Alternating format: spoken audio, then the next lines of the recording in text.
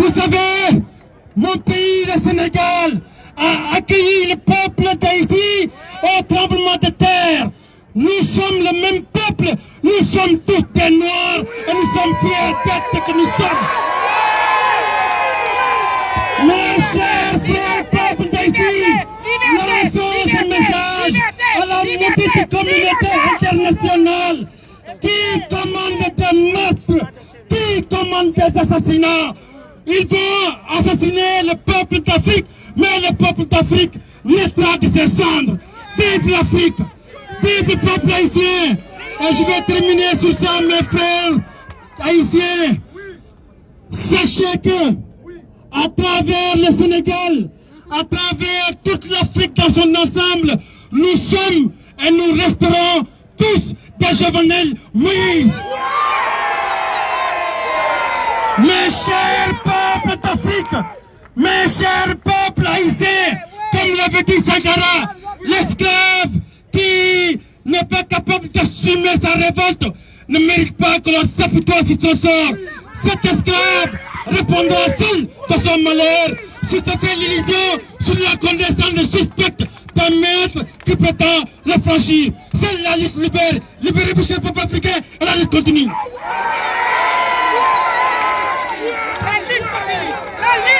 Merci à Mimo pour ces mots d'encouragement et leur participation avec nous à cet hommage. Merci Mimo pour le livre. C'est un écrivain. Si vous voulez vous procurer son livre, n'hésitez pas à le joindre. Nous allons tout de suite écouter Samantina. Pour ceux qui ne connaissent pas Samantina, c'est la secrétaire, enfin, celle qui est toujours au bureau, qui prend les dossiers, qui fait les enregistrements. Tous les samedis, elle est au bureau de la Fondation Moustadjane. Est-ce qu'on peut l'applaudir? C'est la star de la Fondation Moustadjane.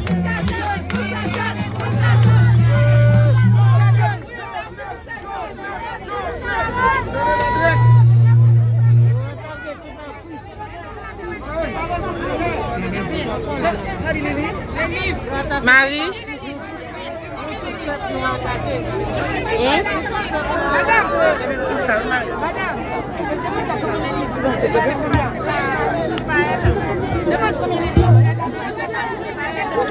Bonsoir tout le monde. Bonsoir. Cher Jojo, tout le monde est là. Nous sommes là pour te dire un adieu et te rendre un dernier hommage, et ta disparition nous rappelle, comme une évidence, que nous sommes finalement bien peur que ces choses qu'il faut profiter de chaque seconde, de chaque minute ici-bas. De ces hauts dieux de l'histoire, universels témoins, des grands combats de la liberté qui ont inspiré le plus grand nombre. Toi, héritière de Toussaint Louverture et digne fils de Jean-Jacques Dessalines, qui est entré par ta bravoure dans notre histoire, dans nos vies et nos cœurs. Nous aurions aimé te parler en chair et en os, et mieux encore t'entendre nous parler et nous entraîner à transformer ton rêve pour Haïti. En réalité, mais nos visages rincés par des larmes intarissables, nous nous adressons à ton âme comme si tu étais prêt, pour te dire ce que nous ressentons. Porteur d'espoir, porteur du flambeau, valeureux du progrès, cher aux yeux de Victor Hugo, profondeur de notre esclavage maquillé, toi qui as battu pour la vie et la liberté, tu as récolté la mort, toi qui apportais la lumière dans nos lieux comme dans nos esprits et nos consciences, toi qui ouvris nos yeux sur nos plaies cachées et qui nous faisais comprendre notre misère, notre esclavage et nos lieux mortels. Tu nous as été ravis par les fosses des ténèbres et de mort. Toi qui disais, face à la folie, politique et intérêts privés qui détruisent la cité, je ne sais pas détruire, je ne sais que bâtir. Tu as été frappé par les forces de destruction.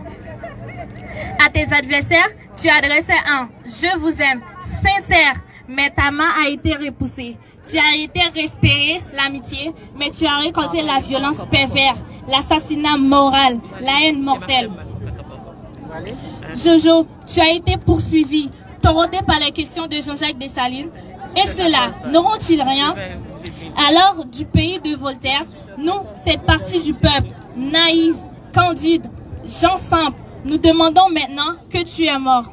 Est-ce qu'il nous faut renoncer à l'optimisme, renoncer à l'espoir? Tu nous as été ravis, alors qui maintenant va s'intéresser au sang?